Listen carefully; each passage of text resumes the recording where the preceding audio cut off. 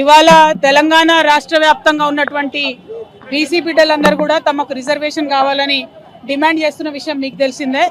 అయితే ఇవాళ ఎవరైతే రిజర్వేషన్లు ఇవ్వాలనో ఆ పార్టీలు కూడా వచ్చి బీసీ బిడ్డలు ఇచ్చినటువంటి బంద్లో పాల్గొంటామని చెప్పడం నిజంగా నవ్వులాటగా అనిపిస్తూ ఉంది.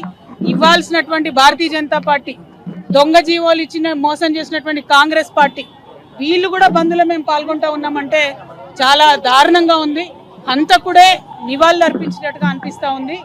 బీసీ బిడ్డల్ని మీరు మభ్యపెట్టద్దు, మోసం చేయొద్దు. మీరు అనేక మార్లు మోసం చేసి ఇప్పుడు కాదు, స్వతంత్రం వచ్చినప్పటి నుంచి అనేక సందర్భాల్లో ఎప్పుడు బీసీల reservation issue ముందొచ్చిన Bharatiya Janata party, Congress party పదే పదే పదే బీసీలను మోసగించారు. ఇంకా కుదరదు. ఇప్పుడు తెలంగాణ బీసీ బిడ్డలు పట్టుబట్టిండ్రు. ఈ తెలంగాణ బీసీ బిడ్డల పంతం దేశవ్యాప్తంగా ఉన్నటువంటి బీసీలకు కూడా లాభం జరిగేటటువంటి అంశం తప్పితే ఇంకోటి కాదు. ఎట్లా అయితే తెలంగాణ ఉద్యమం చేసినామో మరో బీసీ తెలంగాణ ఉద్యమం చేపడతాం. ఖచ్చితంగా 42% రిజర్వేషన్ సాధించేంత వరకు కూడా వెంటబడతాం. ఇవాళ తెలంగాణ జాగృతి యునైటెడ్ పూలే ఫ్రంట్ ఆధ్వర్యంలో ఖైరతాబాద్ చౌరస్తా అంతా కూడా బంద్ చేస్తున్నాం. మరి పెద్ద ఎత్తున ఇవాళ బంద్ని జయప్రదం చేయవలసిందిగా ప్రజాస్వామ్యవాదులందరినీ కూడా నేను కోరుతా ఉన్నాను. ఎందుకంటే పదే పదే రాజకీయ పార్టీలు ఒక వర్గాన్ని మోసం చేయడం మంచిది కాదు.